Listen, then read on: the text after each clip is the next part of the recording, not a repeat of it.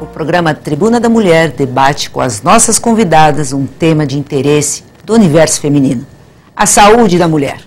O Sistema Único de Saúde foi criado pela Constituição Federal em 1988 para que todas as brasileiras tenham acesso ao direito à saúde. As nossas convidadas de hoje, doutora Albertina Duarte, professora da Universidade de Medicina de São Paulo e coordenadora do Programa Estadual da Criança e Adolescente do Estado de São Paulo.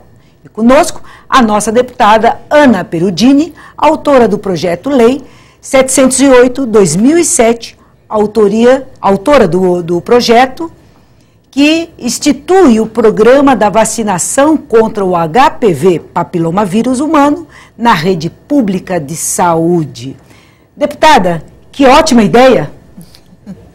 Eu quero agradecer a oportunidade, Muna, pela participação aqui. É um prazer estar aqui com a doutora Albertina para poder conversar sobre o assunto de maneira mais pedagógica, né, para que as mulheres possam entender de fato o que vem a ser esse papilomavírus, né, que afeta tantas mulheres hoje e que já pode ser prevenido. E também para tratar de algum mês das mulheres, também tratar um pouco sobre a questão da violência contra a mulher, que se faz necessário até pelo fato de sermos mulheres, e o mês de março está aí. Né? Deputada, doutora Albertina, a deputada tem um projeto de lei para o Estado de São Paulo, criando a condição da vacina contra o HPV. E isso para as meninas de 9 a 26 anos. E os homens também entram nessa vacinação? Eu acho que parabenizar, né, Muna? Parabenizar a Ana por essa ideia. Eu acho que é fundamental que uma legislação proteja as mulheres, né? E realmente uma das coisas importantes hoje é entender que essa faixa de 9 a 26 foi a faixa que foi testada a vacina, mas ela pode se estender até mulheres mais velhas. Agora, hoje, a grande discussão é que como o homem é um grande reservatório e ele é assintomático, mas ele contamina as mulheres, a cada vez que uma mulher tem uma relação com um novo parceiro, ela corre 10% a mais de ter um risco.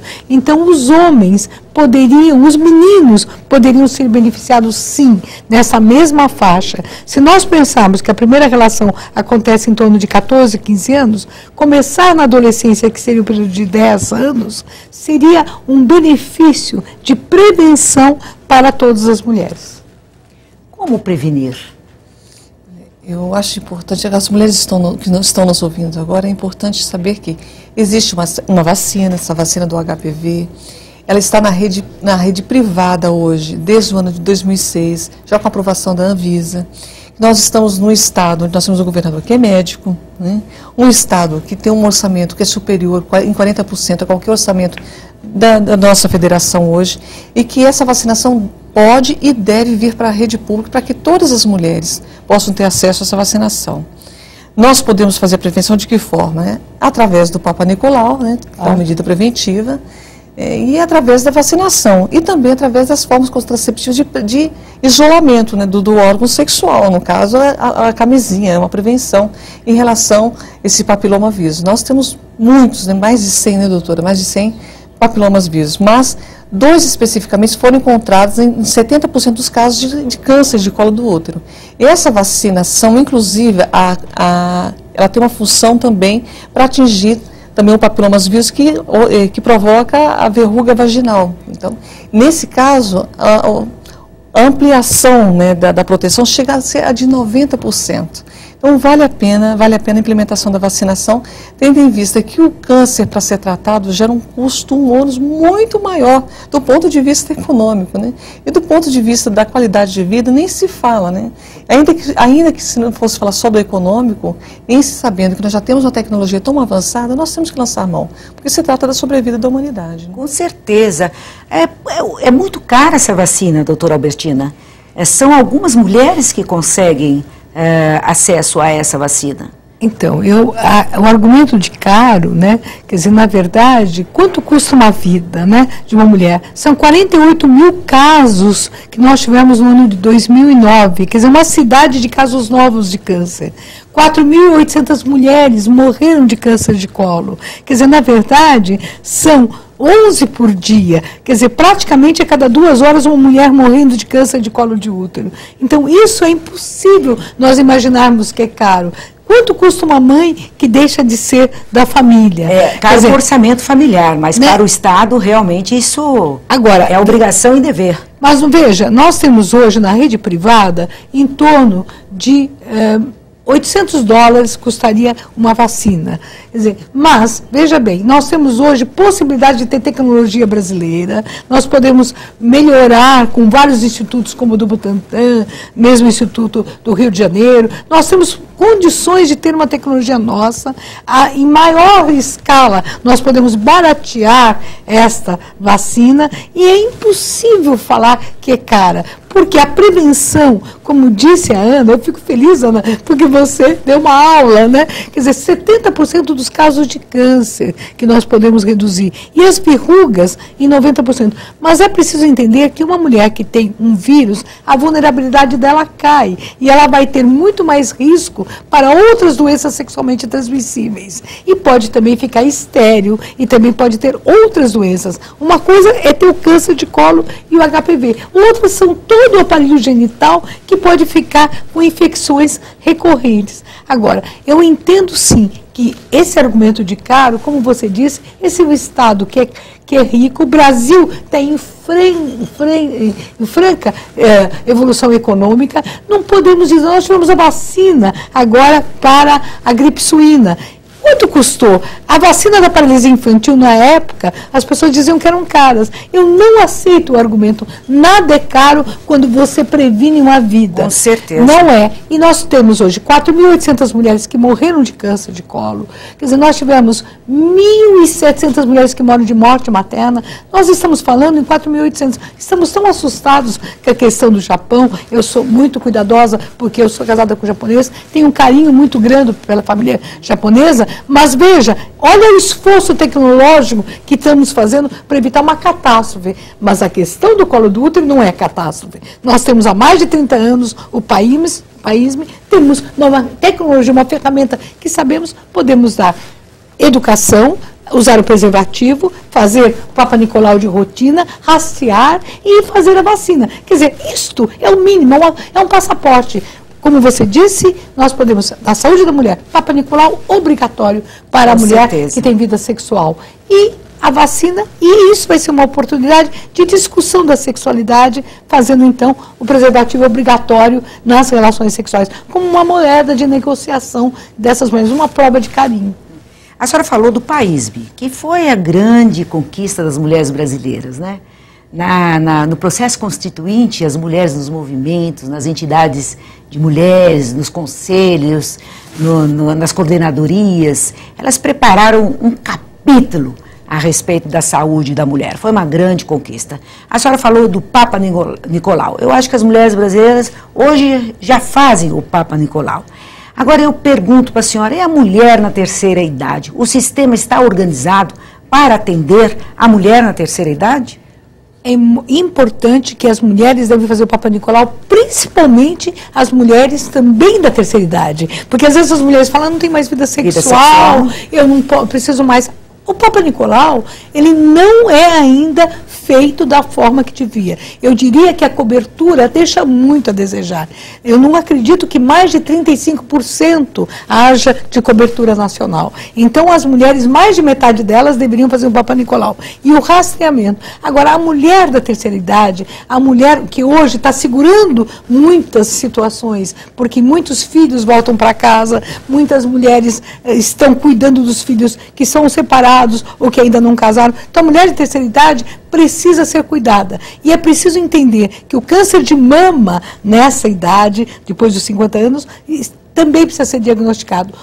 O câncer de mama é o que mais mata as mulheres no Brasil. O segundo é o câncer de colo de útero, que podia ser totalmente evitado. E o câncer de mama, que nós tivemos, 11 mil mulheres morreram. Eu tenho muito... Olha, quando eu falo dos números, eu fico assustada. Porque 11 mil morreram de câncer de mama. 4.800 morreram de câncer de colo. 1.700 por mortalidade materna. Foram 18 mil mulheres que podiam ser resgatadas. Então, eu fico muito assustada com esses números, porque o câncer de mama as mulheres, fazendo diagnóstico precoce, elas têm uma sobrevida e uma qualidade de vida ótima. E o câncer de colo de útero, 4.800, nenhuma mulher precisa morrer. Ela tem 10 anos, desde a contaminação do HPV até ter o câncer, para ser operada. A tecnologia é caríssima para tratar uma mulher. Radioterapia, quimioterapia. E como fica essa mulher depois? Mas tem um detalhe, uma que é importante colocar.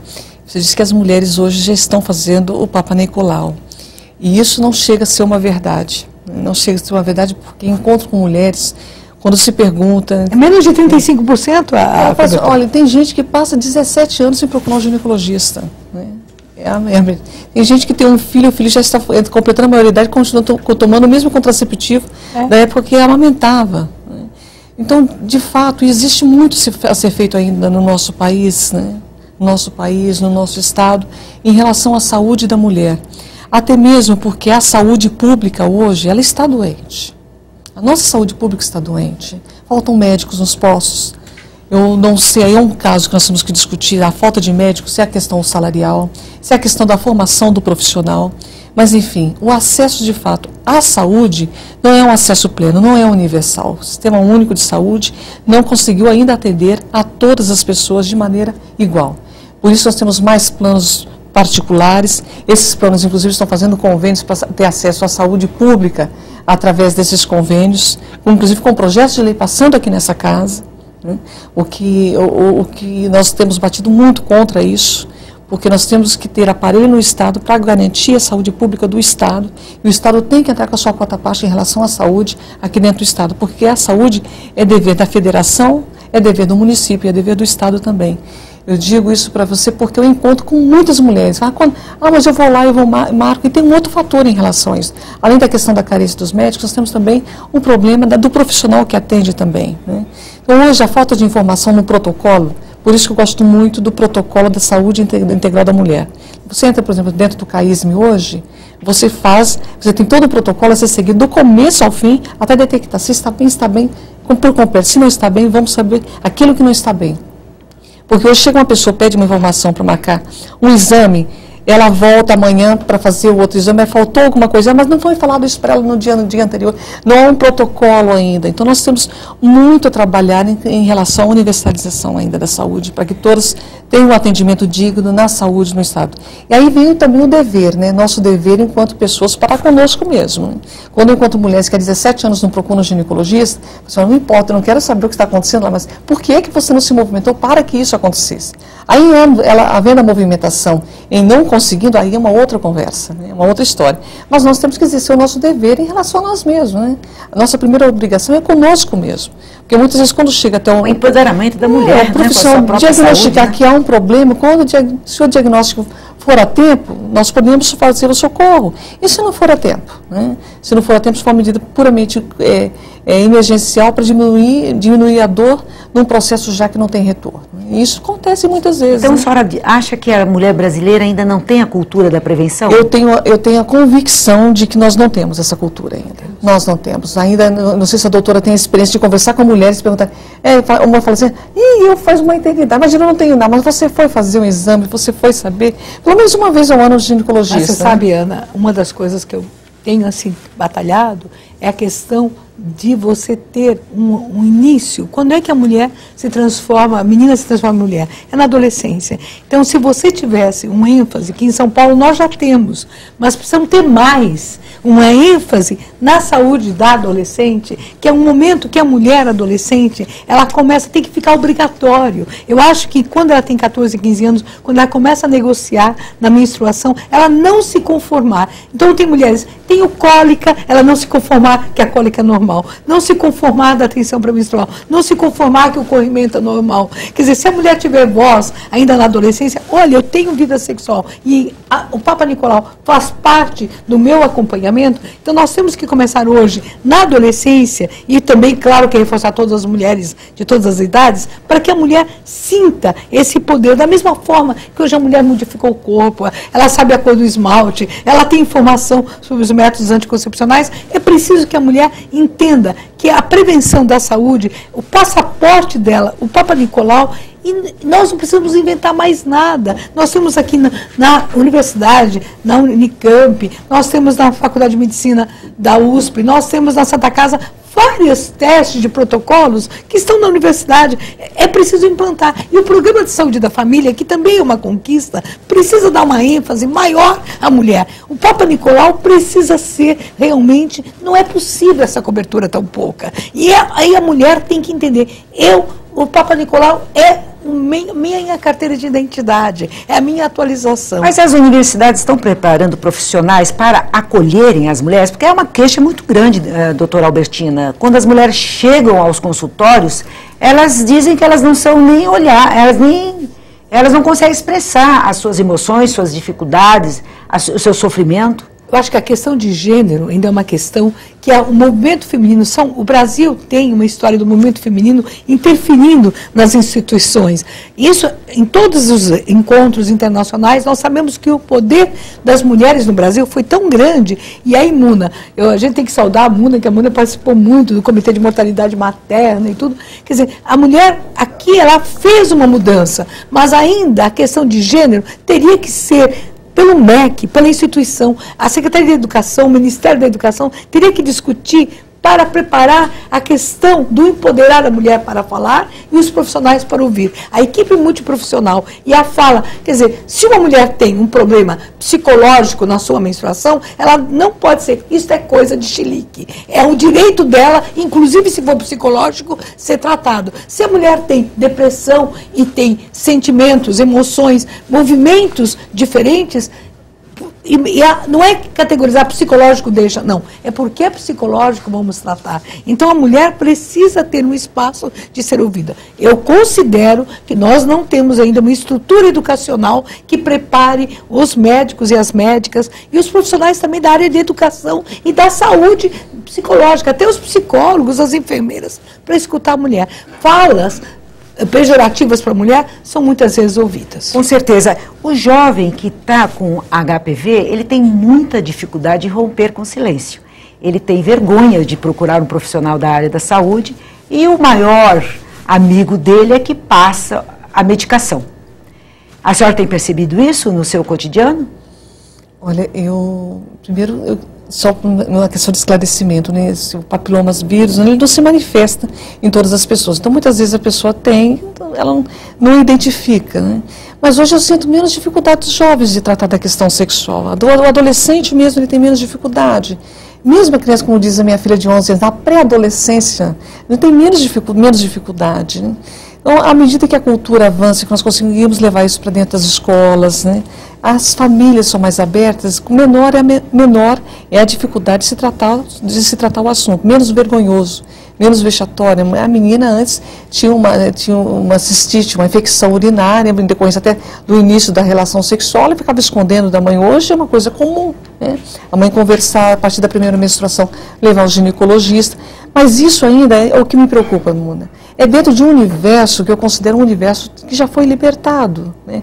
Dessas amarras do preconceito, das amarras de um conservadorismo, onde o diálogo entre mãe e filha, entre filha e pai, não era permitido. Educador. Onde muitas vezes o diálogo que a professora travava na escola assustava a família quando a criança chegava e abordava a família a respeito do diálogo que havia, né? O que me preocupa hoje é, de fato, onde nós não conseguimos acessar ainda em termos de uma mudança de cultura. Onde as políticas públicas ainda não conseguiram chegar de tal maneira que a pessoa não consiga fazer parte desse século XXI, né, onde nós vemos que há um aumento da AIDS, olha só. Entre mulheres. Entre mulheres e das mulheres casadas.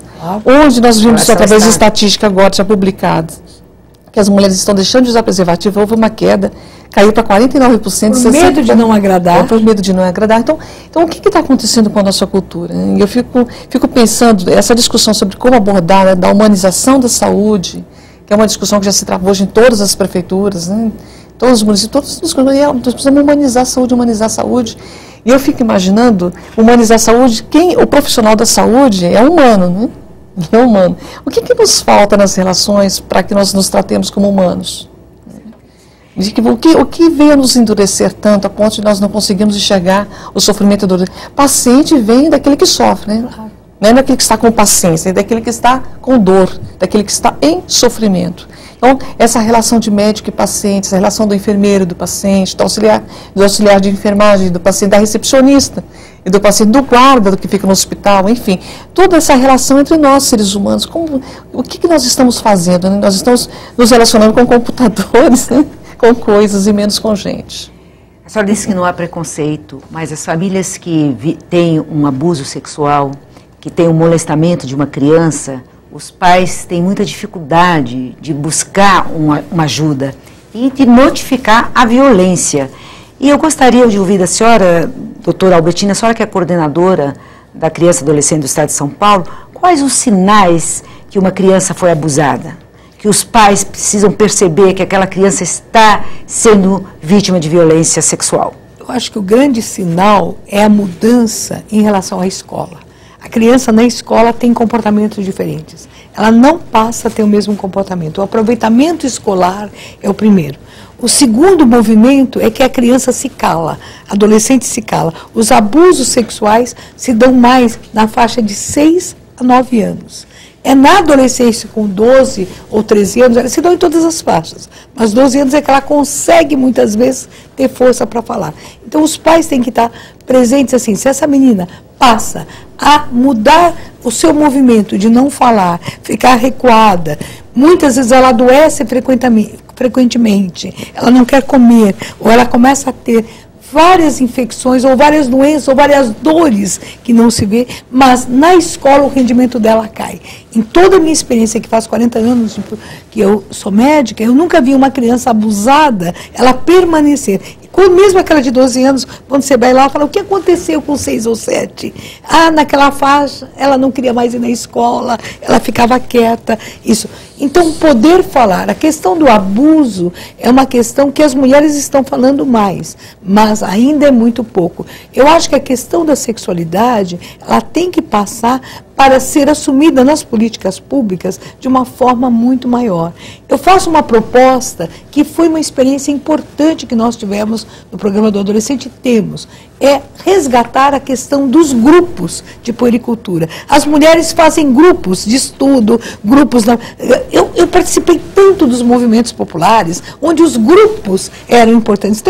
A gente tem experiência com a oficina dos sentimentos, com a oficina das emoções. Então, onde as mulheres podem falar, nossa, mas o grupo de diabetes, grupo de hipertenso, mas o grupo dos sentimentos, onde as mulheres falam o que elas sentem, onde a gente pode dar oportunidade, mesmo... Parar de só grupo de gestante, começar a dizer até que ela possa estimular. A saúde pública pode estimular o usuário a opinar e dizer não só das questões da saúde, como também dos seus problemas. Então, existem ferramentas grupais que podem fazer. Na questão do abuso sexual, eu não tenho dúvida que é um movimento que pode fortalecer quem foi abusado, que através dos códigos grupais pode falar, e também as famílias protegerem essas mães. A senhora acha que a escola está preparada para observar essa criança que foi vítima de uma violência? Eu acredito que não. Eu acredito que não. Inclusive, eu entrei com um projeto de lei também na casa, porque houvesse uma semana de preparação dos profissionais na área da educação. Justifiquei com a participação de um psicólogo na área, porque, de fato, há um constrangimento, há um medo. E eu, inclusive, quando eu participei da abertura da campanha contra a pedofilia, que se deu aqui no Brasil, se deu lá no Espírito Santo, a campanha nacional, o lançamento. Quando eu participei, nós conversávamos sobre isso durante o lançamento. Hoje, muito do que acontece às nossas crianças é por covardia e medo do adulto em não agradar. Então, ele tem medo de estar cometendo erro e prefere passar por sábio, né, mantendo a distância, ao invés de assumir a dor de fato daquele que precisa mais. Não rompe com silêncio. Não rompe com silêncio. Mas isso por insegurança, por falta de informação. Esse diagnóstico do que de fato a criança manifesta, quais são os sintomas da criança em relação ao sofrimento do abuso, são sintomas que podem ser enumerados. E o profissional que está atuando na educação, ele precisa conhecer, ter suporte da escola, para que ele possa, de fato, atuar. Se no caso contrário, ele vai se sentir inseguro. Ana, tem coisas do tipo assim, eu tinha uma adolescente que eu atendi, ela tinha 10 anos, ela punha o cabelo na frente, assim. e ficava na escola, disse que ela não se enxergava. Todo mundo pensava que ela tinha medo da lousa. Ela fazia assim, ela ficava encolhida. E esse encolhimento aconteceu a partir de um determinado tempo. Quando ela começou a poder falar, ela cortou a franja. Ela tinha uma franja enorme, onde ela se encolhia. Quer dizer, o profissional, não estou dizendo que todas as crianças que vão mal na escola são abusadas, mas quando a mãe, quando o professor percebe que aquela criança está desatenta, está encolhida, está com medo, e não olha, e não vê, não enxerga, não consegue olhar nem a professora, nem alguém, é preciso que a escola esteja preparada também para ajudar essa família e ajudar essa criança. Eu quero agradecer muito a participação da deputada Ana Perudi e da doutora Albertina Duarte no programa Tribuna da Mulher, que tem exatamente esta competência de trazer para a sociedade esses sinais, esses alertas, para que nenhuma menina, nem um jovem seja vítima de violência. Muito obrigada, até o próximo programa Tribuna da Mulher na TV Assembleia.